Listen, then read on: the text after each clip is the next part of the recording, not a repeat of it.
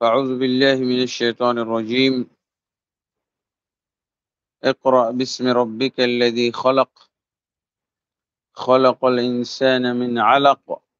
اقرأ وربك الأكرم الذي علم بالقلم، علم الإنسان ما لم يعلم.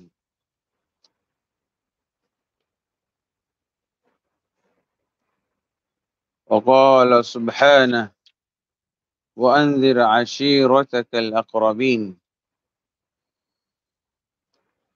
الحمد لله। আমরা মাসিক হালাকা সিরা নববিয়ার আয়োজনে রয়েছে as-সিদ্দিক জামে মসজিদ শান্তিনগর কের মাসিক হালাকায় আমরা সিরা নববিয়ার আর রাহিকুল মখতুম থেকে যে ধারাবাহিক আলোচনা করে আসছি, সেই ধারাবাহিকতায় আজকে আমরা যে বিষয়ে আলোচনা করব সেটা হলো নবী সাল্লাল্লাহু আলাইহি ওয়াসাল্লামের প্রতি ওয়াহী নাজিল এবং নবী সাল্লাল্লাহু আলাইহি ওয়াসাল্লামের দাওয়া ইলাল্লাহ, দ্বীনের দিকে দাওয়াত, তাওহীদের দিকে দাওয়াত, ইসলামের পথে দাওয়াতের সূচনা, এই বিষয় নিয়ে আলোচনা হবে ইনশাআল্লাহ। তো নবী মুহাম্মদ রাসূলুল্লাহ সাল্লাল্লাহু আলাইহি ওয়াসাল্লামের উপরে সর্বপ্রথম ওয়াহী শুরু হয়েছিল স্বপ্নযোগে, স্বপ্নের মাধ্যমে। তখন রাসূলুল্লাহ সাল্লাল্লাহু আলাইহি সাল্লামকে স্বপ্নের মাধ্যমে ওয়াহী করে জানানো হয় এবং নবী মুহাম্মদ রাসূলুল্লাহ সাল্লাল্লাহু আলাইহি সাল্লাম ওয়াহীর মাধ্যমে তিনি প্রত্যাদিষ্ট হন এই মর্মে যে তিনি এই মক্কাবাসীর কোলাহল থেকে, মক্কাবাসীর সমাজ এবং পরিবেশ থেকে আলাদা হয়ে তিনি যেন নির্জনতা অবলম্বন করেন এবং সেই ওয়াহীর ভিত্তিতে, স্বপ্নযোগে ওয়াহীর ভিত্তিতে তার ভিতরে একটা আকর্ষণ তৈরি হয় এবং সেই আকর্ষণের ফলে তিনি জাবালুর রহমা বা হেরা পর্বতের একটি গুহা বেছে নেন। সেখানে তিনি নির্জন থেকে আল্লাহ তাবারক ওয়া তাআলার ধ্যানে মগ্ন হন।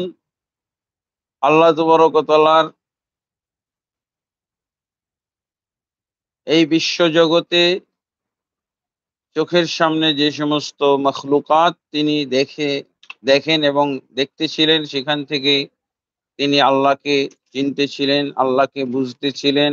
আল্লাহর বিভিন্ন মখলুক, আল্লাহর সৃষ্টির প্রতি তিনি গবেষণা করতেছিলেন। এমন এক পর্যায়ে নবী মুহাম্মদ রাসূলুল্লাহ সাল্লাল্লাহু আলাইহি ওয়াসাল্লামের প্রতি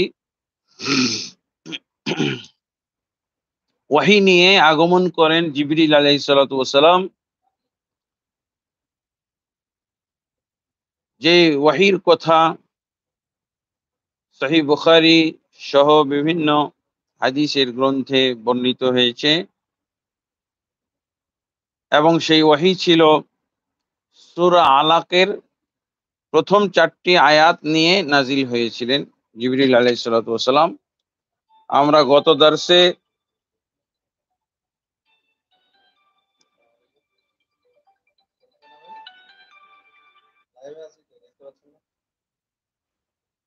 দার্সে আমরা এই বিষয় নিয়ে কিছু আলোচনা করেছিলাম।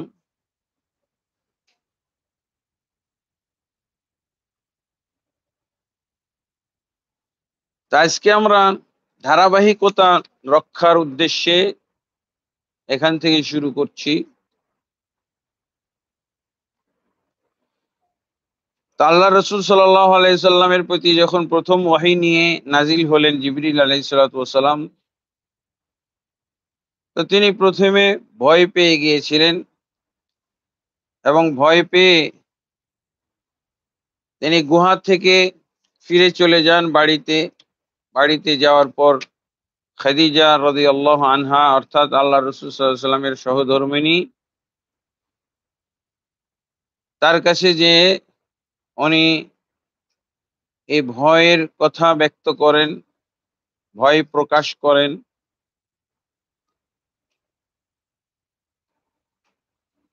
এবং বলেন জাম্মিলুনি জাম্মিলুনি। তারপর খাদিজা রাদিয়াল্লাহু আনহা তাকে চাদরে বা কম্বলে জড়িয়ে ধরেন এবং রাসূলুল্লাহ সাল্লাল্লাহু আলাইহি সাল্লাম তার নিজের উপরে আশঙ্কা ব্যক্ত করলেন, আতঙ্ক অনুভব করছিলেন, সেটা শেয়ার করলেন। তখন খাদিজা রাদিয়াল্লাহু আনহা তাকে অভয় দিয়ে বলেছিলেন যে আপনার মতো লোক কখনো এরকম ধ্বংস হইতে পারে না, কখনো আল্লাহ আপনাকে অপমান করতে পারেন না, অপদস্থ করতে পারেন না। অবশ্যই আপনার মতো লোককে আল্লাহ তাবারক ওয়া তাআলা ধ্বংস করবেন না, বরং আল্লাহ আপনাকে সম্মানিত করবেন। কারণ আপনি আত্মীয় সম্পর্ক ঠিক রাখেন, দুস্থ গরিবদেরকে সাহায্য সহযোগিতা করেন, মানুষের বোঝা বহন করেন, আত্মীয়তা সম্পর্ক বজায় রাখার পাশাপাশি মেহমানদের আতিথেয়তা করে থাকেন এবং বিভিন্ন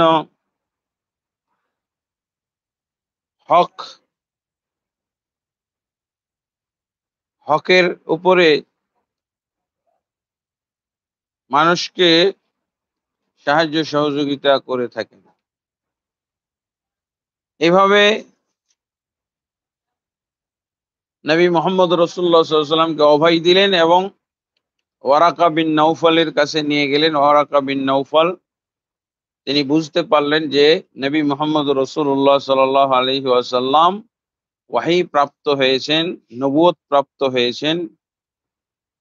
তিনি বলে দিলেন যে আপনার সাথে যে আচরণ করা হয়েছে, আপনি যা কিছু দেখেছেন, আপনার মাধ্যমে যা কিছু ঘটানো হয়েছে, এটা হুবহু মুসা আলাইহিস সালাতু ওয়াস সালামের সাথে ঘটেছিল। মুসা আলাইহিস সালাতু ওয়াস সালামের কাছে যেই ফেরেশতা এসেছিলেন, সেই ফেরেশতা আপনার কাছেও এসেছে, যেটা আমি অনুভব করলাম। আর এই ধরনের নবুয়ত যারা প্রাপ্ত হয়, যাদের কাছে এরকম ওহী আসে, তাদের পরিণাম এমন হয়ে থাকে যে তাদেরকে দেশের লোকেরা জন্মভূমিতে থাকতে দেয় না, তাদেরকে বহিষ্কার করে। আহ, ঠিক আপনার ক্ষেত্রেও এরকমটা ঘটবে, কিন্তু আমি সেই সময় হয়তো থাকব না। যদি আমি থাকতাম তাহলে আপনাকে অবশ্যই অত্যন্ত শক্তিশালী সাহায্য করতাম। এইভাবে নবী মুহাম্মদ রাসূলুল্লাহ সাল্লাল্লাহু আলাইহি সাল্লামকে তিনি সুসংবাদ দিয়েছিলেন এবং তার পূর্বের পঠিত গ্রন্থ তাওরাত ইনজিল থেকে তিনি যা জেনেছিলেন তার আলোকে, অভিজ্ঞতা থেকে তিনি তাকে ভবিষ্যৎবাণীও শুনিয়েছিলেন। এতে করে নবী মুহাম্মদ রাসূলুল্লাহ সাল্লাল্লাহু আলাইহি সাল্লাম আহ বেশ কিছু তথ্য জানতে পেরেছিলেন এবং মনোবল তিনি ফিরিয়ে পেয়েছিলেন এবং অনেকটা আশ্চর্য বোধ করেছিলেন যে এটা কেমন মনে হচ্ছে, যেই মক্কার লোকেরা আমাকে এত আদর করে, এত সম্মান করে, এত শ্রদ্ধা করে, এত বিশ্বাস করে, আমি তাদের এত বিশ্বাসভাজন বিশ্বস্ত ব্যক্তি, অথচ আমাকেও বের করে দিবে। এভাবে রাসূলুল্লাহ সাল্লাল্লাহু আলাইহি ওয়াসাল্লাম আশ্চর্যান্বিত হয়েছিলেন, কিন্তু বাস্তবে তো তাই ঘটেছিল। তো মোট কথা প্রথমবার যখন নবী মুহাম্মদ রাসূলুল্লাহ সাল্লাল্লাহু আলাইহি ওয়াসাল্লাম ওহী প্রাপ্ত হলেন, 4টি আয়াত নাযিল হলো সূরা আলাক থেকে। এরপরে নবী সাল্লাল্লাহু আলাইহি সাল্লাম যে আতঙ্কগ্রস্ত হয়েছিলেন, যে ভয় ভীত সন্ত্রস্ত হয়েছিলেন জিবরিল আলাইহিসসালাতু ওয়াসাল্লামের কাছ থেকে ওহী পাওয়ার সময়, ওহী লাভ করার সময়, সেই আতঙ্ক থেকে মুক্ত হওয়ার জন্য, সেই ভয় ভীতি কাটিয়ে উঠার জন্য, সেই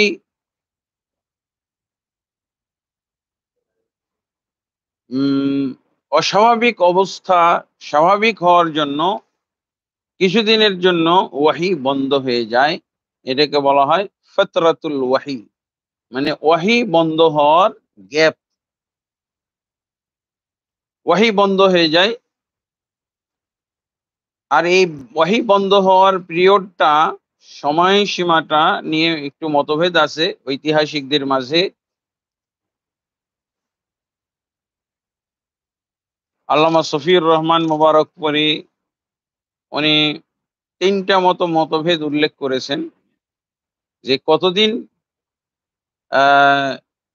বিরতি ছিল, এই বিরতির সময়টা। কেউ কেউ বলেছেন 2 বছর, কেউ বলেছেন 3 বছর, আর কেউ কেউ বলেছেন কোনো বছর বা মাস উল্লেখ না করে এভাবে বলেছেন বেশ কিছু দিন বা অল্প কিছুদিন বন্ধ ছিল ওহী। সহিহ বুখারীর হাদিস থেকে এমনটাই বোঝা যায়, ইবনে হাজার রাহিমাহুল্লাহ তিনি এমনটাই ব্যাখ্যা দিয়েছেন যে নবী মুহাম্মদ রাসূলুল্লাহ সাল্লাল্লাহু আলাইহি ওয়াসাল্লামের ওহী বন্ধ ছিল অল্প কিছুদিনের জন্য। তার মানে হয়তো মাসখানিক হবে বা কয়েক মাস হইতে পারে। তার ইশারাত ইঙ্গিত থেকে যেটা বোঝা যাচ্ছে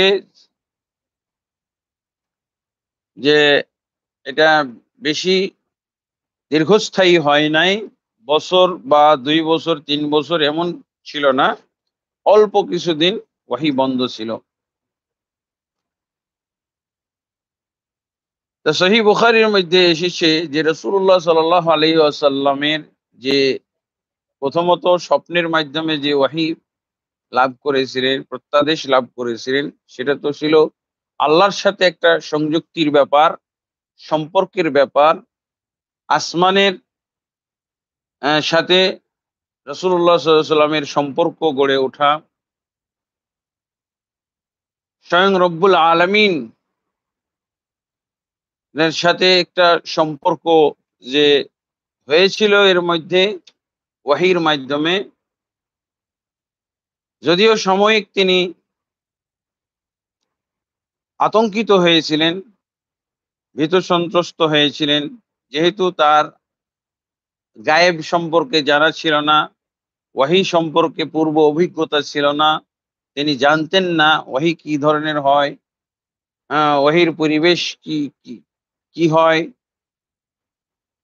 এগুলো যখন বাস্তব অভিজ্ঞতা থেকে উনি জানলেন, কিন্তু আল্লাহ তাবারক ওয়া তাআলার সাথে যে ওহীর মাধ্যমে একটা সম্পর্ক হলো, আল্লাহর ফেরেশতা জিবরিলের সাথে যে একটা সম্পর্ক হয়েছিল ওহী আনার মধ্য দিয়ে, সেখান থেকেই নবী সাল্লাল্লাহু আলাইহি ওয়াসাল্লামের অন্তরে বা মনে একটা তৃপ্তিও অনুভব করছিলেন। এটা তো অবশ্যই একটা তৃপ্তির বিষয় হইতে পারে। জিবরিলের সাথে সাক্ষাৎ, জিবরিলের মাধ্যমে সরাসরি আল্লাহর প্রত্যাদেশ লাভ করা, আল্লাহর সাথে সম্পর্ক হয়ে যাওয়া, এটা তো একটা বিরাট ধরনের নেয়ামত, বিরাট ধরনের আকর্ষণ, বিরাট ধরনের তৃপ্তির বিষয়। তো রাসূলুল্লাহ সাল্লাল্লাহু আলাইহি সাল্লাম যখন এই বিরতির মধ্যে পড়ে গেলেন, তখন রাসূলুল্লাহ সাল্লাল্লাহু আলাইহি ওয়াসাল্লামের মধ্যে একটা বিচলিত ভাব সৃষ্টি হলো, বিচলিত অবস্থা তৈরি হলো। প্রথম দিকে যেটা আতঙ্কের কারণ ছিল, এখন আস্তে, আস্তে সে আতঙ্ক দূর হয়ে আকর্ষণের বিষয় হয়ে গেল। আল্লাহর রাসূল সাল্লাল্লাহু আলাইহি ওয়াসাল্লাম একেবারে বিচলিত হয়ে পড়লেন ওয়াহির জন্য। আবার এরকম দৃশ্য, আবার এরকম অবস্থা জন্য তিনি অপেক্ষমান ছিলেন। কিন্তু তার এই বিচলিত হওয়া সত্ত্বেও, কঠিন অপেক্ষা প্রতীক্ষা সত্ত্বেও ওয়াহী আসতেছে না। এর জন্য সাময়িকভাবে রাসূলুল্লাহ সাল্লাল্লাহু আলাইহি ওয়াসাল্লাম বেশ তিনি অস্বস্তিকর অবস্থার মধ্যে পড়ে গেছিলেন। এমনকি সহিহ বুখারীর মধ্যে এসেছে যে রাসূলুল্লাহ সাল্লাল্লাহু আলাইহি ওয়াসাল্লাম মোটেও শান্তি পাচ্ছিলেন না। একটা অশান্তি তার মধ্যে কাজ করতেছিল।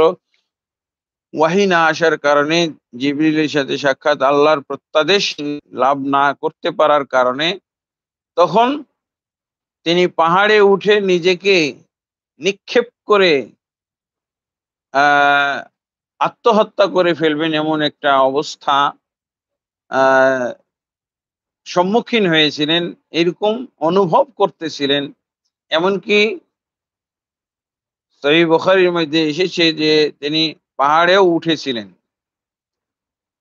কিন্তু সেই সময় জিবরিল আলাইহিস সালাতু ওয়াস সালাম রাসূল সাল্লাল্লাহু আলাইহি ওয়াসাল্লামের সামনে প্রকাশিত হয়ে আত্মপ্রকাশ করে তিনি রাসূলুল্লাহ সাল্লাল্লাহু আলাইহি ওয়াসাল্লামকে এমন কাজ করতে বাধা দিয়েছিলেন। সম্ভবত এই বাধা প্রাপ্ত হওয়ার মধ্য দিয়ে বা এরপরে আরো বহু দলিল আদিল্লার মাধ্যমে কোন ব্যক্তির, কোন মুসলিম ব্যক্তির নবীর উম্মতের জন্য নিজেকে হত্যা করা, নিজেকে আত্মহত্যা করার এমন কোন পর্যায়ে নিয়ে যাওয়া, এমন কোন ওসিলা বা মাধ্যম ব্যবহার করা যার মাধ্যমে নিজের জীবন নাশ হয়ে যেতে পারে, এরকম কোন ব্যবস্থা করা হারাম। যেটা হয়তো প্রথম দিকে ছিল না। রাসূলুল্লাহ সাল্লাল্লাহু আলাইহি ওয়াসাল্লামকেই প্রথম এ ব্যাপারে নিষেধ করা হয় এবং রাসূলুল্লাহ সাল্লাল্লাহু আলাইহি ওয়াসাল্লাম নিবৃত হয়ে যান এবং রাসূলুল্লাহ সাল্লাল্লাহু আলাইহি ওয়াসাল্লাম অন্তরের মধ্যে বেশ তিনি একটা স্থিরতা অনুভব করেন এবং তার আহ বিচলিত ভাব দূর হয়ে যায়। এর পরেই কিছুদিন পরেই আবার দ্বিতীয় পর্যায়ে ওয়াহী নাজিল হলো।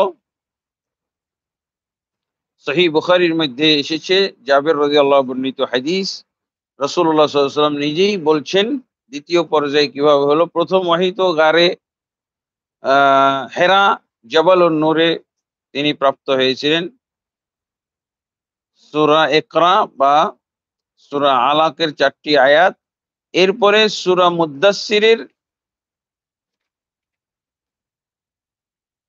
5টি আয়াত পরপর বা 6-7 আয়াত পরপর আল্লাহর রাসূল সাল্লাল্লাহু আলাইহি সাল্লামের উপরে নাজিল করা হয় এবং রাসূলুল্লাহ সাল্লাল্লাহু আলাইহি ওয়াসাল্লাম দ্বিতীয় পর্যায়ে যে ওয়াহী প্রাপ্ত হয়েছিলেন তার একটা বর্ণনা দিয়েছেন জিবরিল ফেরেশতাকে তিনি কিভাবে দেখেছিলেন। নবী সাল্লাল্লাহু আলাইহি ওয়াসাল্লাম বলছেন, বাইনা আনা আমশি ইয সামি'তু সাওতান মিনাস সামা। দ্বিতীয় পর্যায়ে ওয়াহী আসার পূর্বে পূর্বাভাস তিনি এভাবে লাভ করেছিলেন যে আসমানের দিক থেকে তিনি একটা শব্দ শুনতে পেলেন। তারপরে তিনি আসমানের দিকে দৃষ্টি ফিরালেন। দৃষ্টি ফিরিয়ে তিনি দেখতে পেলেন যে সেই জিবরিল ফেরেশতা যিনি হেরা পর্বতের গুহায় এসেছিলেন, তাকে দেখা যাচ্ছে আসমান এবং জমিনের মাঝে চেয়ার পেতে উনি বসে আছেন।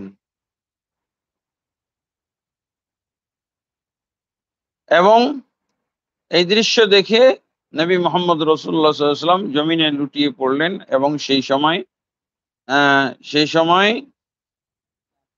নবী সাল্লাল্লাহু আলাইহি সাল্লামের উপরে ওয়াহি নাজিল করা হলো সেই সময় এই আয়াতগুলো, ইয়া আইয়ুহাল মুদ্দাসসির কুম ফাআনজির ওয়া রাব্বাকা ফাকাব্বির ওয়া সিয়াবাকা ফাতাহহির ওয়ার রুজজা ফাহজুর ওয়া লা তামনুন তাস্তাকসির ওয়া লিরাব্বিকা ফাসবির। এই আয়াতগুলো পরপর নাজিল হলো জিবরিল আলাইহিস সালাতু ওয়াস সালামের কাছ থেকে। এই আয়াতগুলো তিনি গ্রহণ করলেন, রিসিভ করলেন, মুখস্থ করলেন এবং এই আয়াতগুলোর মধ্যে দিয়ে আল্লাহর রাসূল সাল্লাল্লাহু আলাইহি ওয়াসাল্লামের প্রতি ওয়াহির মাধ্যমে যে সমস্ত দায়িত্ব, রিসালাতের দায়িত্ব আল্লাহ তাবারক ওয়া তাআলা প্রাথমিকভাবে বুঝিয়ে দিলেন, সেগুলো রাসূলুল্লাহ সাল্লাল্লাহু আলাইহি ওয়াসাল্লাম বুঝলেন এবং এর মাধ্যমে এই আদেশগুলোর মাধ্যমে, এই আয়াতগুলোর মাধ্যমে তিনি তার দাওয়াতি কাজ শুরু করেন এবং দাওয়াতের বিভিন্ন বিষয়বস্তু সম্পর্কে তিনি জ্ঞান লাভ করেন। যেমন আল্লাহ তাবারক ওয়া তাআলা বলছেন, ইয়া আইয়ুহাল মুদ্দাসসির, অর্থাৎ রাসূলুল্লাহ সাল্লাল্লাহু আলাইহি ওয়াসাল্লাম এবারও আতঙ্কিত হয়ে গেলেন। জিবরিলকে আসমান এবং জমিনের মাঝে চেয়ারে বসা দেখে সেখান থেকে বেশ আতঙ্কিত হলেন। উনি জমিনে লুটিয়ে পড়লেন, হ্যাঁ, জমিনে বসে পড়লেন। তারপরে তিনি আয়াতগুলো তার প্রতি পাঠ করা হলো এবং আয়াতগুলো তার অন্তরে সেট করে দেওয়া হলো। তিনি এই আয়াতগুলো নিয়ে আবার ফিরে গেলেন পরিবারে এবং একই কথা বললেন, জাম্মিলুনি জাম্মিলুনি জাম্মিলুনি, হ্যাঁ, তোমরা আমাকে চাদর দ্বারা, কম্বল দ্বারা আচ্ছাদিত করো, কম্বল দ্বারা আমাকে তোমরা আবৃত করো, জড়িয়ে ধরো। অতঃপর নবী মুহাম্মদ রাসূলুল্লাহ সাল্লাল্লাহু আলাইহি ওয়াসাল্লামকে খাদিজা রাদিয়াল্লাহু আনহা এবারও জড়িয়ে ধরলেন এবং তাকে শান্ত করলেন। ভয় ভীতির ভিতরে তাকে তিনি অভয় দান করলেন এবং রাসূলুল্লাহ সাল্লাল্লাহু আলাইহি ওয়াসাল্লামের এরপরে এই আয়াতগুলোর মধ্য দিয়ে কর্ম স্থির করে দেওয়া হলো, তার ডিউটি দিয়ে দেওয়া হলো, তাকে দাওয়াতি কাজের আদেশ দিয়ে দেওয়া হলো। যেমন বলা হচ্ছে, ইয়া আইয়ুহাল মুদ্দাসসির, হে চাদর আবৃতকারী, কুম ফাআনজির, তুমি উঠে দাঁড়াও, শুয়ে থেকো না, শুয়ে থাকার আর তোমার সময় নেই, দাঁড়াও, ওঠো, ফাআনজির, এবং তুমি ভয় প্রদর্শন করো। কিসের ভয়? জাহান্নামের ভয় তাদেরকে দেখাও, জাহান্নামের আগুনের ভয় তাদেরকে দেখাও। আল্লাহর যে সমস্ত আদেশ তোমাকে দেওয়া হলো এবং যে সমস্ত নিষেধাজ্ঞা তোমাকে জানিয়ে দেওয়া হলো, এই আদেশগুলো তাদেরকে শোনাও এবং নিষেধাজ্ঞাগুলো থেকে তাদেরকে বিরত রাখো। ওয়ারাব্বাকা ফাকাব্বির, এবং তুমি তোমার রবের মহানত্ব বর্ণনা করো, রবকে সবার চাইতে বড় করে তুলে ধরো, সব কিছুর চাইতে বড়, সবার চাইতে বড়, মহান, এইভাবে তুমি রবকে সবার মাঝে পরিচিত করো, তুলে ধরো, বর্ণনা দাও, দাওয়াত দাও। ওয়াসিয়াবাকা ফাতাহহির, এবং তোমার কাপড় পরিষ্কার করো, কাপড় পরিচ্ছন্ন করো। কাপড় বলতে আল্লাহ রাসূল সাল্লাল্লাহু আলাইহি ওয়াসাল্লামের বাহ্যিক অবস্থা, শরীরের কাপড়, হ্যাঁ, এটাই হলো ইসলামের একটা বিধান যে মুমিন মুসলিম ব্যক্তিকে অবশ্যই পরিষ্কার পরিচ্ছন্ন থাকতে হবে, তার প্রকাশ্য অবস্থা পরিষ্কার থাকবে, তার কাপড় চোপড়, তার শরীর, তার অঙ্গ প্রত্যঙ্গ, তার চুল, তার সব কিছু পরিষ্কার পরিচ্ছন্ন থাকবে। কোথাও ময়লা মাটি, কোথাও নাপাক জিনিস কোথাও অপবিত্র নাজাসত জিনিস যেন লেগে না থাকে প্রকাশ্যভাবে শরীরের কোনো অংশে, এবং কাপড়ের কোনো কোনো জায়গায় কোনো ধরনের নাপাক জিনিস যেন না। এই তো বিভিন্ন ধরনের ইসলামের বিধান নাজিল হওয়া শুরু হলো। ওয়াসিয়াবাকা ফাতাহহির, এবং তুমি তোমার কাপড় পরিষ্কার করো, পরিচ্ছন্ন করো। ওয়ার রুজুজা ফাহজুর। আর রুজুস, রুজুস হলো মূর্তি, ভাস্কর্য, দেব দেবী, প্রতিমা ইত্যাদি, যেগুলোর আল্লাহ ব্যতীত পূজা করা হয়, আল্লাহ ব্যতীত যেগুলোর ইবাদত অর্চনা করা হয়, এগুলোর ব্যাপারে আল্লাহ এই ওয়াহির মধ্যে জানিয়ে দিলেন ওয়ার রুজুজা ফাহজুর। এবং তুমি বিভিন্ন ধরনের মানুষের গড়া, মানুষের তৈরি করা এই দেবদেবী, অর্থাৎ শিরকি কর্মকাণ্ড, যাবতীয় শিরকি কর্মকাণ্ড থেকে তুমি মুখ ফেরাও, সম্পর্ক ছিন্ন করো। এর অর্থই হলো তাওহীদের তুমি ঝান্ডা হাতে নিয়ে নাও,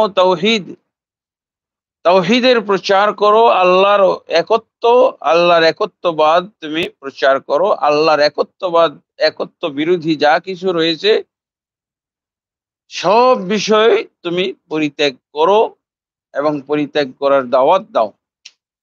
ওয়ালা তামনুন ফাতাস্তাকসির। এবং তুমি কখনো কাউকে কিছু দান করে খোঁটা দিবেন, দানও করবে আবার খোঁটা দিবে, এটা করবে না।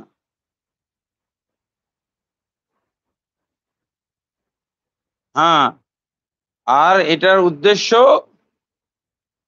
আরো বেশি সঞ্চয় করা, অর্থ বেশি কামাই করা, এই উদ্দেশ্যে তুমি কাউকেও দান করবে না। দান করার উদ্দেশ্য তার থেকে আরো কামাই করা, তার থেকে আরো বেশি নেওয়া।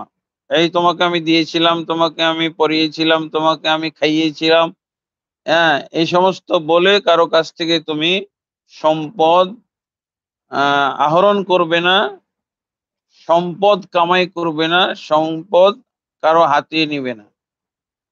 ওয়ালি রব্বিকা ফাসবির। এবং নবী মুহাম্মদ সাল্লাল্লাহু আলাইহি সাল্লামকে আরেকটা বার্তা দিয়ে দেওয়া হলো ওয়ালি রব্বিকা, এবং তুমি তোমার রবের জন্যে ফাসবির, সবর করবে।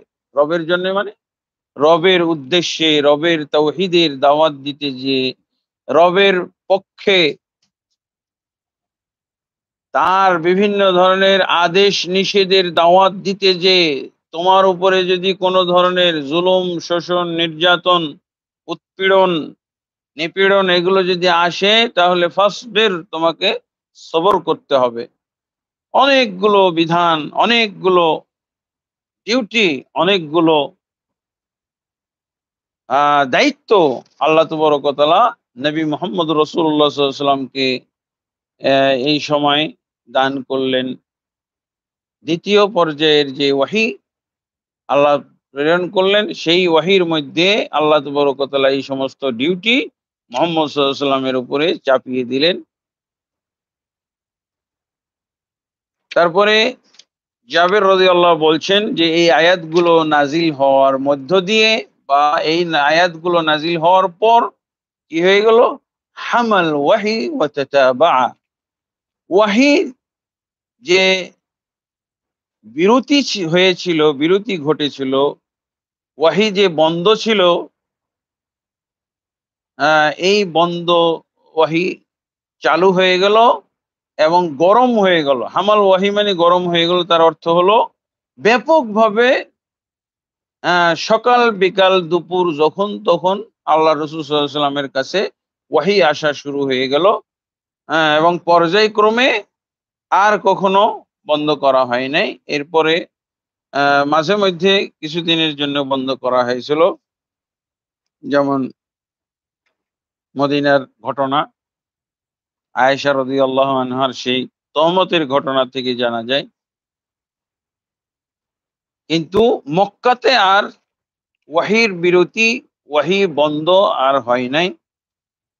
এরপরে রাসূলুল্লাহ সাল্লাল্লাহু আলাইহি ওয়াসাল্লাম তার দাওয়াতি দায়িত্ব, তার রিসালাত প্রচারের দায়িত্ব নিয়ে মাঠে নেমে গেলেন এবং আল্লাহ রসুল সাল্লাল্লাহু আলাইহি ওয়াসাল্লাম তার এই দাওয়াতি দায়িত্ব পালন করার কিছু তিনি কৌশল অবলম্বন করেছিলেন, বা আল্লাহর নির্দেশ ক্রমে আল্লাহর ইশারা ইঙ্গিতেই নবী মুহাম্মদ রাসূলুল্লাহ সাল্লাল্লাহু আলাইহি ওয়াসাল্লাম কৌশল অবলম্বন করেছিলেন। তাই সেটা আমরা এখনই বলবো। আল্লামা সফিউর রহমান মোবারকপুরী রাহিমাহুল্লাহ উনি এই আয়াতগুলোর মাধ্যমে আল্লাহ তাবারক ওয়া তাআলা নবী মুহাম্মদ সাল্লাল্লাহু আলাইহি ওয়াসাল্লামকে যে ডিউটি গুলো দিয়েছিলেন সেগুলো তিনি সংক্ষেপে এইভাবে বলেছেন যে ১ নম্বর ডিউটি এই আয়াতগুলোর মাধ্যমে মুহাম্মদ সাল্লাল্লাহু আলাইহি ওয়াসাল্লামকে দেওয়া হয়েছিল তাওহীদের প্রচার, তাওহীদের প্রতিষ্ঠা এবং প্রচার, তাবলীগ। আরেকটা কি? আল ঈমান বিয়াউমিল আখিরাহ, আখিরাতের প্রতি ঈমান। এই যে কুম ফানজির, এখান থেকে আখিরাতের প্রতি ঈমান। তুমি ভয় দেখাও, কিসের ভয়? আখিরাতের ভয়। কারণ দুনিয়া তো সবারই দেখাশোনা, দুনিয়া তো সবাই জানছে, বুঝছে, কিন্তু আখিরাত বলে যে একটা জিনিস আছে, সেখানে যে চূড়ান্ত হিসাব নিকাশ হবে, আমলের ফলাফল সেখানে প্রকাশ করা হবে, আমলের বিনিময় এবং পুরস্কার বা তিরস্কার লাভ করবে, সেই দিনটি সম্পর্কে তাদের কাছে প্রচার করতে বলা হয়েছিল। তারপরে তৃতীয় পয়েন্ট, রাসূলুল্লাহ সাল্লাল্লাহু আলাইহি সাল্লামকে যেটা দেখা হয়েছে বা যে দায়িত্ব দেওয়া হয়েছে সেটা হলো আল কিয়াম বিতাজকিয়াতিন নফসি, নিজেকে পরিশুদ্ধ করা, আত্মশুদ্ধির বিষয়। আত্মশুদ্ধির বিষয়টা দুই দিক থেকে, একটা হলো প্রকাশ্য শুদ্ধি, কাপড় চোপড়, অঙ্গ প্রত্যঙ্গ, শরীর, পুরো শরীর পরিষ্কার পরিচ্ছন্ন করা, এবং নিজে বিভিন্ন ধরনের কলুষ মুক্ত হওয়া, অন্যায় কাজ, অশ্লীল কাজ, বেহায়াপনা কাজ, অপরাধ, গুনার কাজ, এগুলো থেকে নিজেকে মুক্ত রেখে, এবং এর বিপরীত যে ভালো চরিত্র রয়েছে, সৎ কাজ রয়েছে, কল্যাণমূলক কাজ রয়েছে, এগুলো নিজেকে এগুলোর সাথে নিজেকে জড়িত করা এবং এগুলো মানুষের মধ্যে প্রচার প্রসার করা। এরপরে চতুর্থ যে বিষয়টি তিনি সংক্ষেপে বের করেছেন এই আয়াতগুলো থেকে, সেটা হলো তাফওয়িদুল উমুর কুল্লিহা ইলাল্লাহ, বান্দার প্রত্যেকটা বিষয় আল্লাহর উপরে ন্যস্ত করা, মানে আল্লাহর প্রতি নির্ভরশীল হয়ে যাওয়া। প্রত্যেক বিষয়ে, তার দাওয়াত তাবলীগের বিষয়ে, এবং আল্লাহর পথে যাতে করে মানুষকে দাওয়াত দেওয়ার ক্ষেত্রে শক্তি, সাহস, কৌশল, এরা একমাত্র আল্লাহর কাছ থেকে সংগ্রহ করা, সঞ্চয় করা, এবং আল্লাহর প্রতি নির্ভরশীল হওয়া, এই ব্যাপারেও আল্লাহ তাকে নির্দেশনা দান করেছেন এই আয়াতগুলির মধ্য দিয়ে বা ভিতরে। আর এই সমস্তই ঘটতে হবে, এই সমস্ত সম্পাদন করতে হবে, পরিচালনা করতে হবে নবী মুহাম্মদ রাসূলুল্লাহ সাল্লাল্লাহু আলাইহি সাল্লামের রিসালাতের প্রতি ঈমান আনার ভিত্তিতে। যে নবী মুহাম্মদ সাল্লাল্লাহু আলাইহি সাল্লামকে যে আল্লাহ রসুল বানাইলেন, নবী বানাইলেন, সেই ঈমানের মাথা হাতে বা সেই ঈমানের অনুকূলে এই সমস্ত কাজ পরিচালিত হইতে হবে। মানুষকে তুলে ধরতে হবে যে আমি আল্লাহর মুহাম্মদ সাল্লাল্লাহু আলাইহি সাল্লাম আল্লাহর পক্ষ থেকে নির্বাচিত নবী এবং রাসূল হওয়ার কারণে তিনি এই দায়িত্বগুলো আল্লাহর কাছ থেকে বুঝিয়ে পেয়েছেন। এগুলো তিনি মানুষের মাঝে প্রচার করছেন। তিনি নিজে করেছেন এবং উম্মতকেও এগুলো করতে হবে। নবী সাল্লাল্লাহু আলাইহি ওয়াসাল্লামের তত্ত্বাবধানে, নবী সাল্লাল্লাহু আলাইহি ওয়াসাল্লামের আদর্শে, নবী সাল্লাল্লাহু আলাইহি ওয়াসাল্লামকে দৃষ্টান্ত হিসেবে ব্যবহার করে, নবী সাল্লাল্লাহু আলাইহি ওয়াসাল্লামকে এই সব কিছুর ব্যাপারে নমুনা হিসেবে ব্যবহার করে এই সব বিষয়ে দাওয়াত দিতে হবে, প্রচার করতে হবে, তাবলীগ করতে হবে।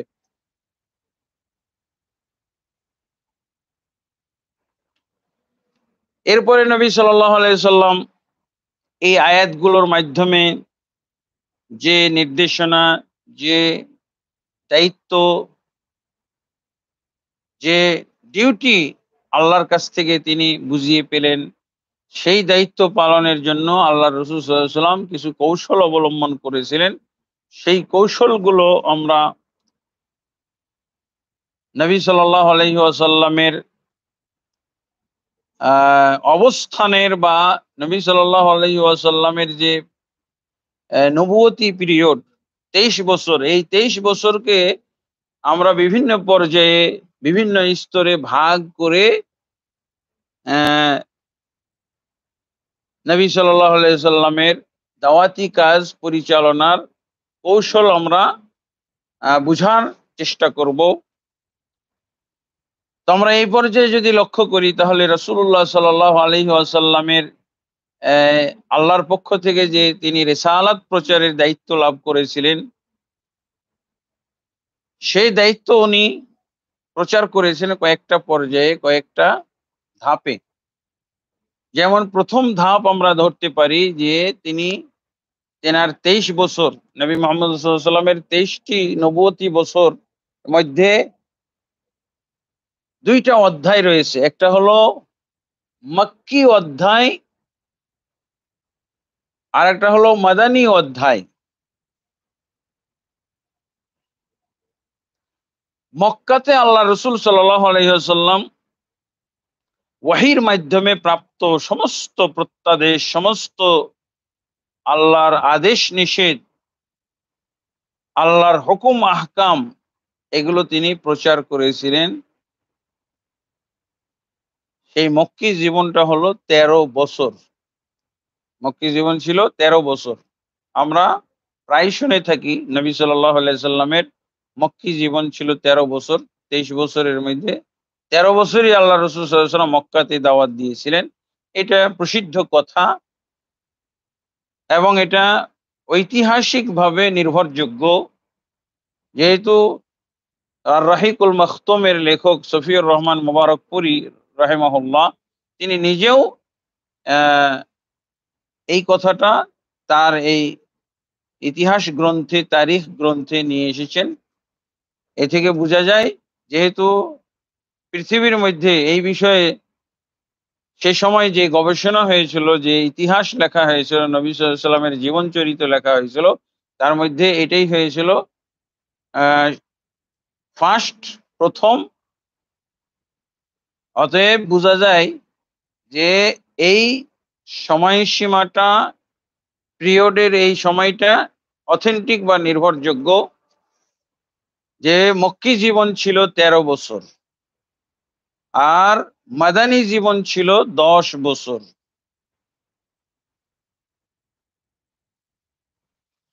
এবং মক্কি জীবনী আর মাদানী জীবনীর মধ্যে এই দুই পিরিয়ড বা এই দুই অধ্যায়ের যে দাওয়াতি কাজ রাসূলুল্লাহ সাল্লাল্লাহু আলাইহি ওয়াসাল্লাম করেছিলেন, এই দুই অধ্যায়ের দাওয়াতি কাজের মধ্যে অনেক তারতম্য, অনেক পার্থক্য, বৈশিষ্ট্যগত দিক থেকে, হ্যাঁ, এবং দায়িত্বগত দিক থেকে অনেক পার্থক্য, আমল এবাদতগত দিক থেকে অনেক পার্থক্য, বিভিন্ন বিধানাবলীর দিক থেকে অনেক পার্থক্য রয়েছে। তা আমরা মক্কি 13টি জীবনকে মক্কি অধ্যায়ের এই 13টা জীবনকে 13 বছরকে আমরা 3 ভাগে ভাগ করতে পারি। প্রথম ভাগ হলো নবী সাল্লাল্লাহু আলাইহি সাল্লাম যে দাওয়াত দিয়েছিলেন সেটা হলো দাওয়া সিররিয়া, মানে গোপন দাওয়াত, প্রকাশ্য না। নবী সাল্লাল্লাহু আলাইহি সাল্লাম শুরুর দিকে প্রকাশ্যে দাওয়াত দেওয়ার পথ বা পন্থা অবলম্বন করেননি। তিনি গোপনে দাওয়াত দিয়েছিলেন। যেকোনো একটা পরিবেশে, নতুন পরিবেশে যদি ইসলামের দাওয়াত, সহি আকীদার দাওয়াত, ইমানের দাওয়াত, তাওহীদের দাওয়াত দিতে হয়, তাহলে অবশ্যই নবী সাল্লাল্লাহু আলাইহি সাল্লামের এই আদর্শ তার উম্মতকে ফলো করতে হবে। নতুন যেকোনো জায়গায় এইভাবে গোপনে দাওয়াত দেওয়ার চেষ্টা করতে হবে এবং সেই দাওয়াতটা বিশুদ্ধ হইতে হবে, রাসূলুল্লাহ সাল্লাল্লাহু আলাইহি ওয়াসাল্লামের তরিকা এবং আদর্শের উপরে কায়েম থাকতে হবে। এমন দাওয়াত যেন না হয় ভয়ঙ্কর দাওয়াত, আতঙ্কর আতঙ্কের দাওয়াত, বিশৃঙ্খলার দাওয়াত, চরমপন্থার দাওয়াত না। চরমপন্থার দাওয়াতও দেওয়া হয়ে থাকে গোপনে গোপনে। আবার দেখা যাচ্ছে নবী সাল্লাল্লাহু আলাইহি ওয়াসাল্লামের আদর্শের দাওয়াত, নবী সাল্লাল্লাহু আলাইহি ওয়াসাল্লামের আহ, জীবন চরিত্রের মধ্যে যে দাওয়াত পাওয়া গেছে সেটাও হয়তো বর্তমান যুগের বিভিন্ন পরিবেশ পরিস্থিতিতে গোপনে দিতে হইতে পারে। আজকাল দেখা যায় বিভিন্ন বাংলাদেশের বিভিন্ন জায়গায় সহিহ আকীদার দাওয়াত, তাওহীদ সুন্নাহর দাওয়াত দিলে গোপনীয়তা অবলম্বন করতে হয় এমন বহু মুসলমান এলাকা রয়েছে, মুসলমানের ডিস্ট্রিক্ট রয়েছে, এমন বহু ডিস্ট্রিক্ট রয়েছে যেখানে সহিহ আকীদার দাওয়াত দিতে গেলে, তাওহীদের দাওয়াত দিতে গেলে, সুন্নাহর দাওয়াত দিতে গেলে, শিরকের বিরুদ্ধে দাওয়াত দিতে গেলে, বিদআতের বিরুদ্ধে দাওয়াত দিতে গেলে এখানে প্রকাশ্য দাওয়াত দেওয়া যায় না। গোলমাল শুরু হয়ে যাবে, মারামারি শুরু হয়ে যাবে, পিটাপিটি শুরু হয়ে যাবে, ষড়যন্ত্র শুরু হয়ে যাবে। এ অতএব রাসূলুল্লাহ সাল্লাল্লাহু আলাইহি ওয়াসাল্লামের এই যে মক্কী জীবনের প্রথম অধ্যায়, মক্কী জীবনের যে প্রথম ভাগ, এটার মধ্যেও উম্মতের জন্য, উম্মতের দায়ীদের জন্য একটা সুন্দর কৌশল, পলিসি নিহিত রয়েছে, এটা অবলম্বন করা উচিত। রাসূলুল্লাহ সাল্লাল্লাহু আলাইহি ওয়াসাল্লাম মক্কাতে এইরকম কৌশল অবলম্বন করেছিলেন। 3টি বছর একাধারে তিনি গোপনে দাওয়াত দিয়েছিলেন। এরপরে 4র্থ বছর থেকে যখন এই আয়াত নাজিল হলো মুহাম্মদ সাল্লাল্লাহু আলাইহি সাল্লামের প্রতি, ওয়ানজির আশিরাতাকাল আকরাবিন, হে নবী মুহাম্মদ রাসূলুল্লাহ, আপনি আপনার নিকট আত্মীয়দেরকে ভয় প্রদর্শন করুন। তো নিকট আত্মীয় তো আনলিমিটেড, অনেক আছে। রাসূলুল্লাহ সাল্লাল্লাহু আলাইহি ওয়াসাল্লাম বিশাল বংশ, কুরাইশ বংশ, আবার এদিকে হাশেম বংশ। যখন এই আয়াত নাজিল হলো তখন রাসূলুল্লাহ সাল্লাল্লাহু আলাইহি ওয়াসাল্লাম প্রকাশ্য দাওয়াত শুরু করলেন। আর সেই দাওয়াতটা ছিল মক্কা কেন্দ্রিক। মক্কার মধ্যেই রাসূলুল্লাহ সাল্লাল্লাহু আলাইহি ওয়াসাল্লামের যারা আত্মীয় স্বজন ছিল, যারা বন্ধু বান্ধব ছিল, যারা পরিচিত মহল ছিল, তাদের মাঝে রাসূলুল্লাহ সাল্লাল্লাহু আলাইহি ওয়াসাল্লাম প্রকাশ্য দাওয়াত দিয়েছিলেন। সেটা হলো 4র্থ বছর থেকে, নবুয়তের 4র্থ বছর থেকে একবারে নবুয়তের 10ম বছর পর্যন্ত, 10 বছর পর্যন্ত তিনি এই 7 বছর মোট মক্কার বাসীকে প্রকাশ্য দাওয়াত দিয়েছিলেন। এটা ছিল রাসূলুল্লাহ সাল্লাল্লাহু আলাইহি ওয়াসাল্লামের মক্কী জীবনের 2য় পর্যায়। 3য় পর্যায়ে নবী মুহাম্মদ রাসূলুল্লাহ সাল্লাল্লাহু আলাইহি ওয়াসাল্লাম দাওয়াত দিয়েছিলেন মক্কার বাইরের মানুষকে। মক্কার বাইরে আহ, যেমন তায়েফও গিয়েছিলেন নিজে, আবার মদিনার থেকে লোকজন এসেছিল রাসূলুল্লাহ সাল্লাল্লাহু আলাইহি ওয়াসাল্লামের, রাসূল সাল্লাল্লাহু আলাইহি ওয়াসাল্লাম তাদের মাঝে দাওয়াতি কাজ করেছিলেন, তাদেরকে ইসলামের পক্ষে, ইসলামের দিকে দাওয়াত দিয়েছিলেন, তাওহীদের দাওয়াত দিয়েছিলেন। এমনি ভাবে হজ মৌসুমে হজ উমরা হজ উমরা পালন করার উদ্দেশ্যে যারা বহিরাগত হাজি, বিভিন্ন দেশ থেকে এলাকা থেকে আসতো তাদেরকেও তিনি দাওয়াত দিতেন। এইভাবে দেখা যায় যে রাসূলুল্লাহ সাল্লাল্লাহু আলাইহি ওয়াসাল্লামের মক্কি জীবনটা ৩টা পর্যায়ে বিভক্ত।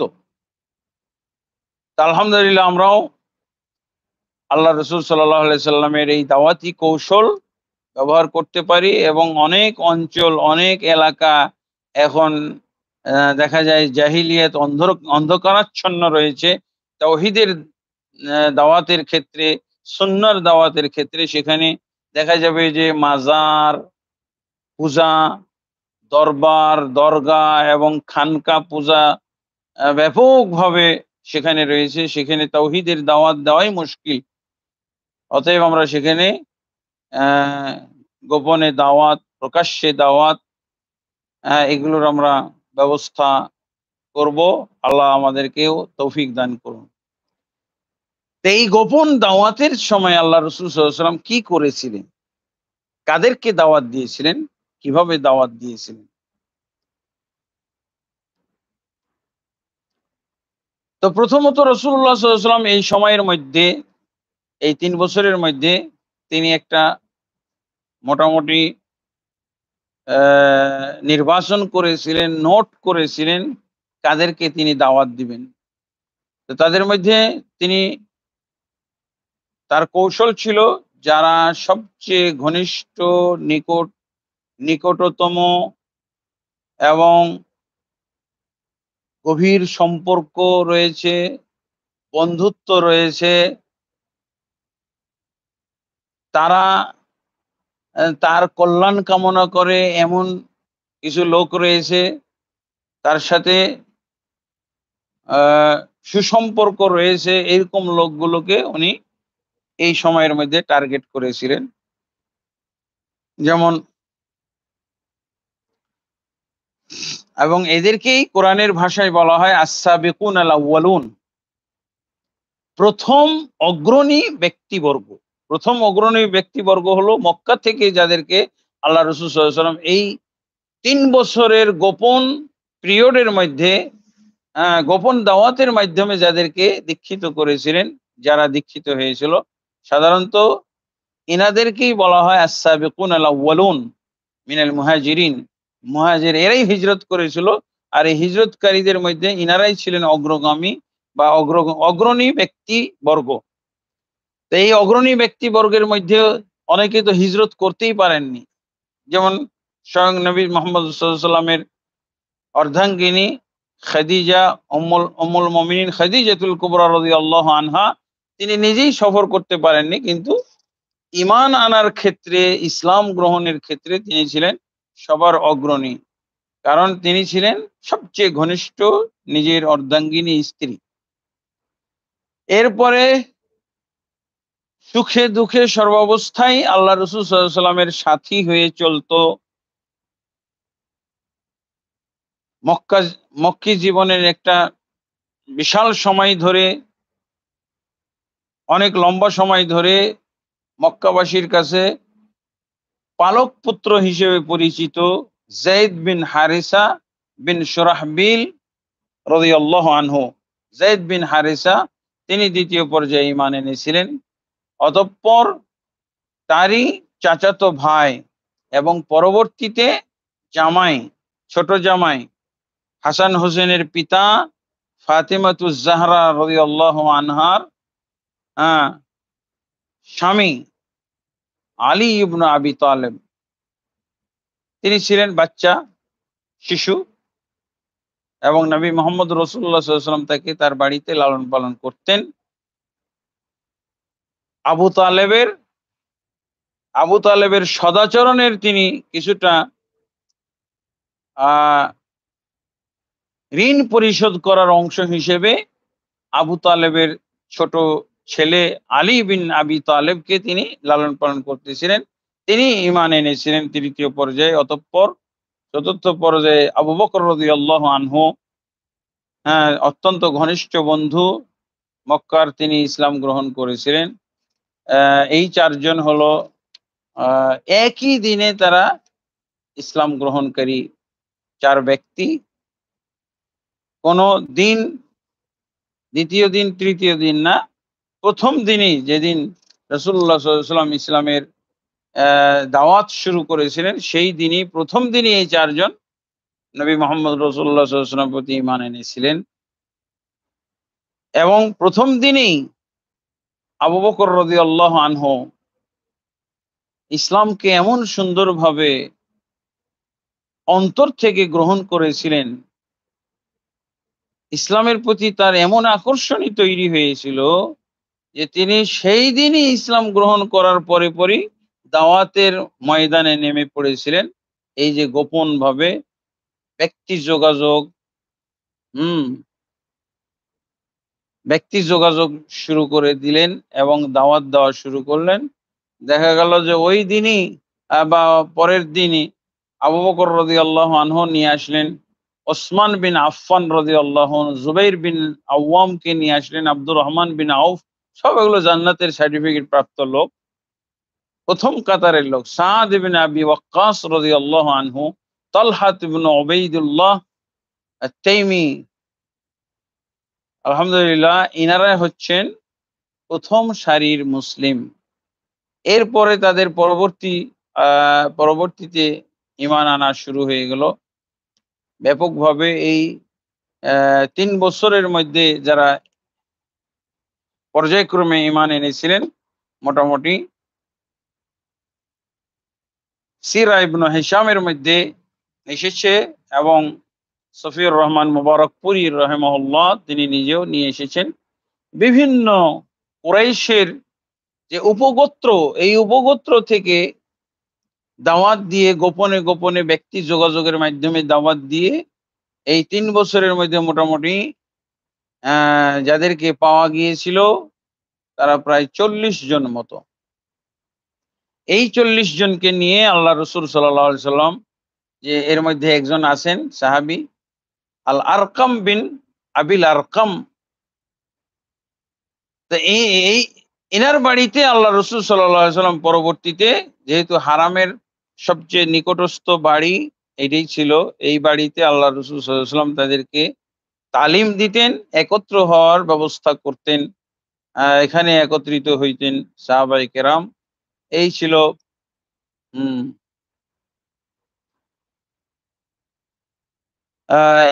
প্রথম ৪০ জনের দাওয়াত কবুলের ঘটনা।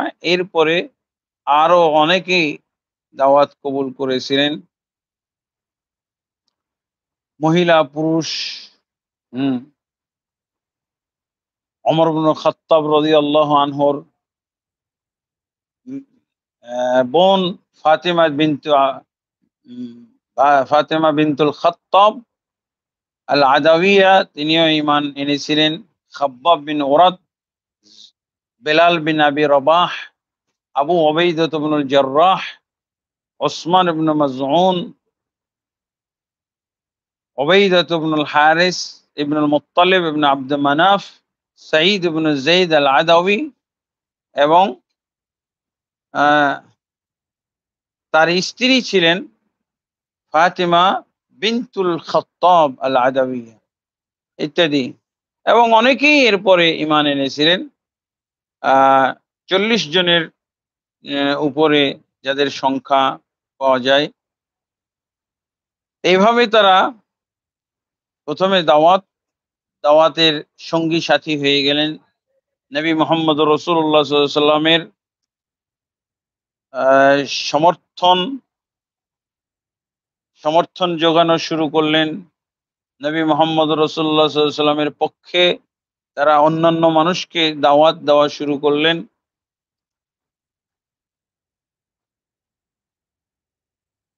এবং এইভাবে আরো বাড়তে থাকলো। এরপরে ৩ বছর অতিবাহিত হয়ে যাওয়ার পর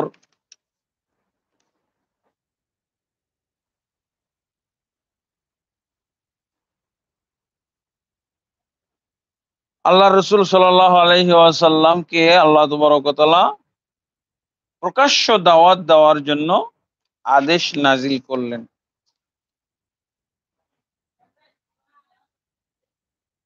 সেটা ছিল এই আয়াতের মাধ্যমে ওয়ানজির আশিরাতাকাল আকরাবিন, এই নবী মুহাম্মদ সাল্লাল্লাহু আলাইহি ওয়াসাল্লাম আপনি আপনার নিকটাত্মীয়দেরকে দাওয়াত দান করেন। নিকটাত্মীয়, এটা সূরা আম্বিয়া না সূরা শুআরার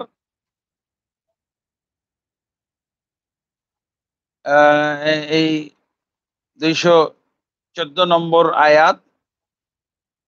এই আয়াত নাজিল হওয়ার পর রাসূলুল্লাহ সাল্লাল্লাহু আলাইহি সাল্লাম বুঝলেন যে আল্লাহ তাবারক ওয়া তাআলা মুহাম্মদ সাল্লাল্লাহু আলাইহি সাল্লামকে আর এই গোপন দাওয়াতের মধ্যে সীমাবদ্ধ উম, থাকার কথা বলছেন না।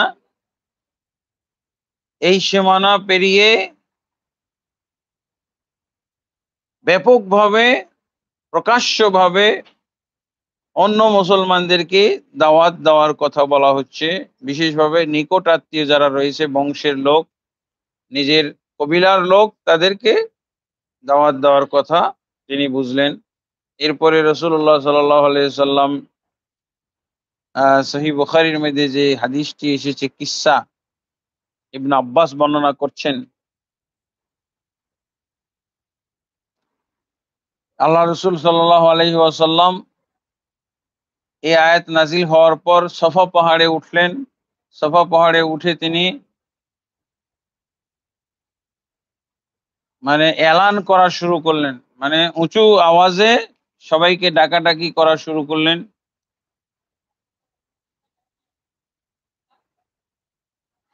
ইয়া বানি ফাহর ফিহর, ইয়া বানি আদি,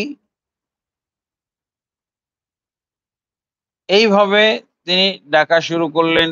অন্য বর্ণনায় পাওয়া যায় তিনি বলছিলেন ফাআম্মা ওয়া খাসসা, সহিহ মুসলিমের মধ্যে আছে আল্লাহ রাসূল সাল্লাল্লাহু আলাইহি ওয়াসাল্লাম আমভাবে এবং খাসভাবে ডাকা শুরু করেছিলেন, ডাক দিয়েছিলেন, ইয়া মাশারা কুরাইশ, হে কুরাইশের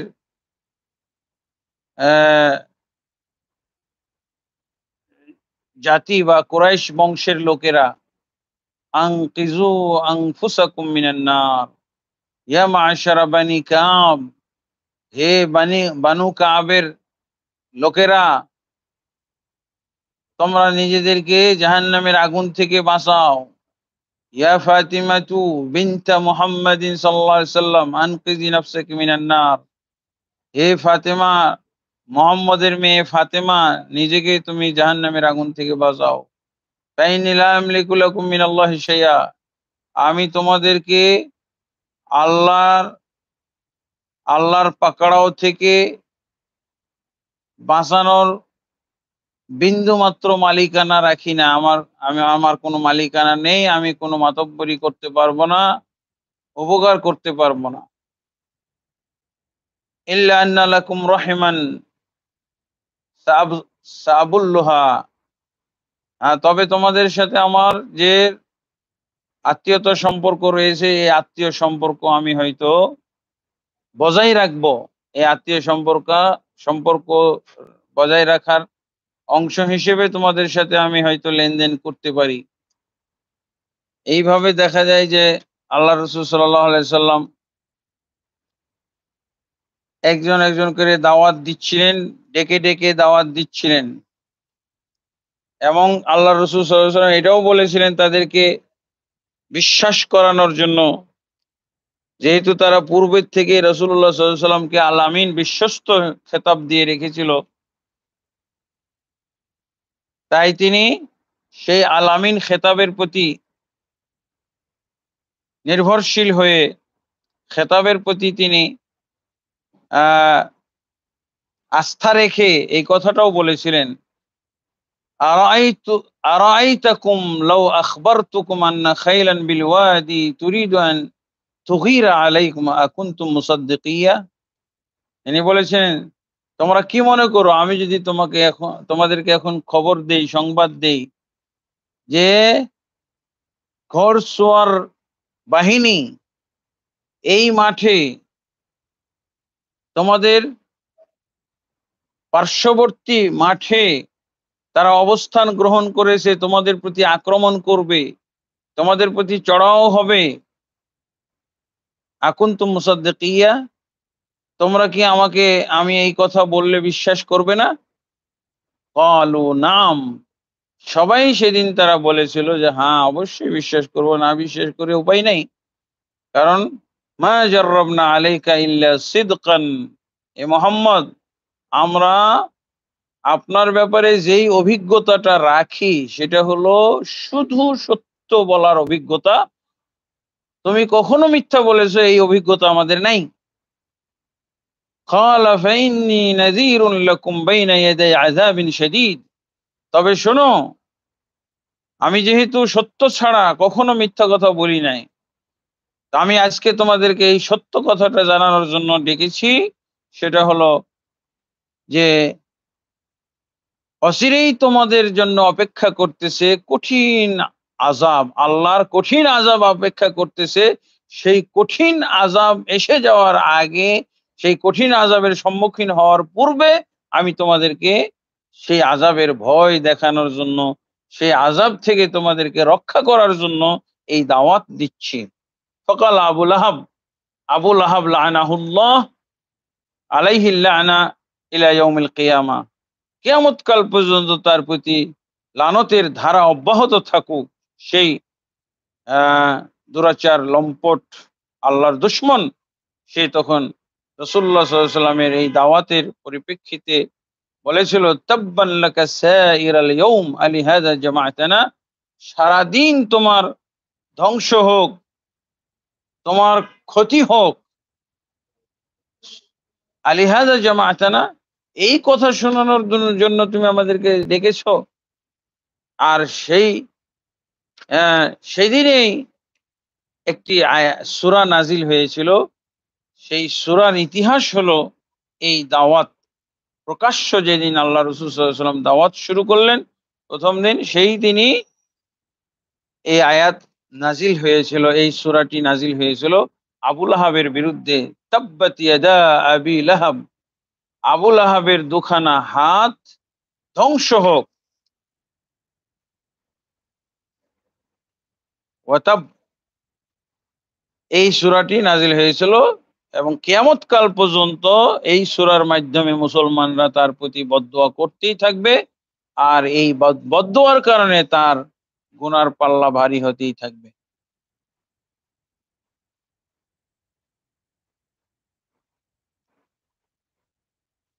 তো এই দাওয়াতের ফলে কাজও হয়েছিল, যদিও আবুল আহাব প্রত্যাখ্যান করেছিল, কিন্তু অনেকেই সেদিন দাওয়াত কবুলও করেছিল।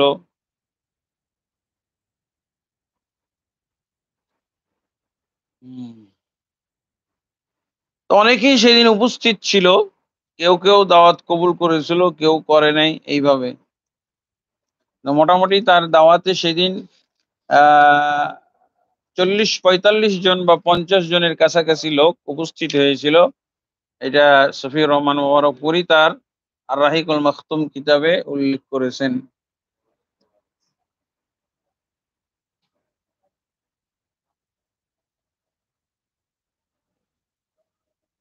এরপরে রাসূলুল্লাহ সাল্লাল্লাহু আলাইহি ওয়াসাল্লামকে প্রকাশ্যে দাওয়াত দেওয়ার জন্য আল্লাহর যে নির্দেশ এসে গেল, পর্যায়ক্রমে রাসূলুল্লাহ সাল্লাল্লাহু আলাইহি ওয়াসাল্লাম দাওয়াত দেওয়া শুরু করলেন।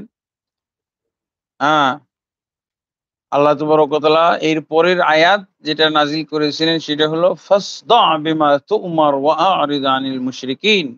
এ মুহাম্মদ, আপনাকে যা আদেশ দেওয়া হচ্ছে এইটা আপনি, হ্যাঁ, এই দাওয়াতটা আপনি খুব জোরালো ভাবে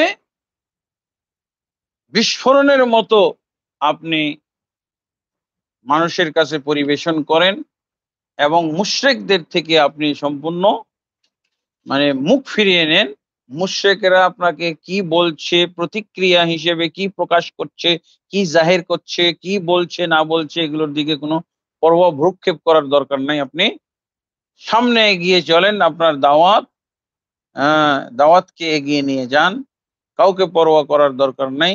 এই জাতীয় আয়াত আল্লাহ তাবারক ওয়া তাআলা নাজিল করার পর রাসূলুল্লাহ সাল্লাল্লাহু আলাইহি ওয়াসাল্লাম দাওয়াতের ময়দানে আগাইতে থাকলেন। ইনশাআল্লাহ আমরা পরবর্তী অবস্থা সম্পর্কে পরের হালাকা, পরের দার্সে আমরা আপনাদের সামনে তুলে ধরার চেষ্টা করব। পরবর্তীতে কিভাবে আল্লাহ রাসূল সাল্লাল্লাহু আলাইহি ওয়াসাল্লাম দাওয়াত দিলেন, আর দাওয়াতের ফলে কি সুফল তিনি লাভ করলেন, পরিণাম পরিণতি কি দাঁড়াইলো, মক্কার কাফের মুশরিকদের প্রতিক্রিয়া কি হয়েছিল, তারা কিভাবে রাসূলুল্লাহ সাল্লাল্লাহু আলাইহি ওয়াসাল্লামের দাওয়াতের বিরোধিতা করেছিল এবং কিভাবে নির্যাতন করেছিল, এগুলোর ইনশাআল্লাহ বর্ণনা পরবর্তী দার্সে আমরা আপনাদের সামনে তুলে ধরবো। আল্লাহ তাবারক ওয়া তাআলা ততদিন পর্যন্ত আমাদের সবাইকে সুস্থ রাখুন এবং আল্লাহ তাবারক ওয়া তাআলা সৎ আমল সহ সুস্থভাবে আমাদের দীর্ঘায়ু দান করুন। আল্লাহুম্মা আমিন। আজকের মতো আমরা এখানেই সমাপ্তি ঘোষণা করছি। সুবহানাকাল্লাহুম্মা ওয়া বিহামদিকা আশহাদু আল্লা ইলাহা ইল্লা আনতা আস্তাগফিরুকা ওয়া আতুবু ইলাইক। আসসালামু আলাইকুম ওয়া রাহমাতুল্লাহি ওয়া বারাকাতুহু। হুম, প্রশ্ন আছে নাকি?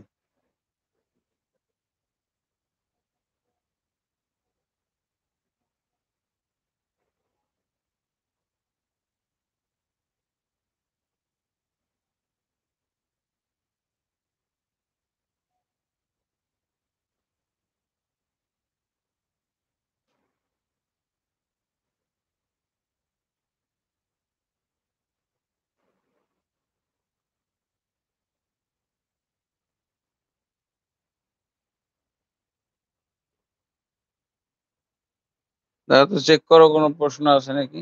হুম,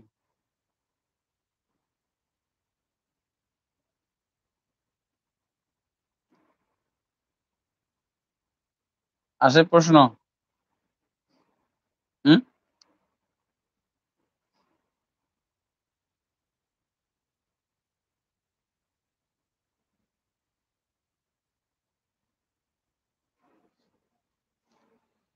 নাই না?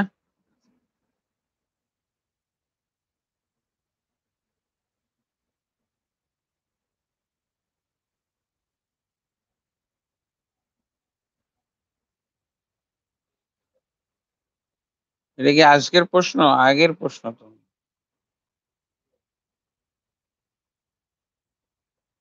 ও, তো আলহামদুলিল্লাহ একটা প্রশ্ন এসেছে। সেই প্রশ্নটা হচ্ছে, did Allah talk with Khadija রাদিয়াল্লাহু আনহা ডাইরেক্টলি? আল্লাহ আল্লাহ কি খাদিজা রাদিয়াল্লাহু আনহার সাথে ডাইরেক্ট কোনো কথা বলেছিলেন? না, এমনটা পাওয়া যায় না। তবে ওয়াহী নাজিল হয়েছে খাদিজা রাদিয়াল্লাহু আনহার আহ, সাথে অবস্থানকালে এবং সালাম প্রেরণ করেছেন আল্লাহ তাবারক ওয়া তাআলা, এমনটা পাওয়া যায়। তবে সরাসরি কথা বলেছেন এমন কোনো দলিল নাই।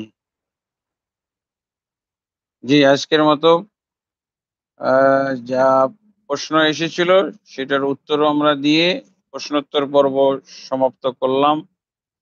আসসালামু আলাইকুম রহমতুল্লাহি ওয়া বারাকাতুহু। ধন্যবাদ। কি অবস্থা?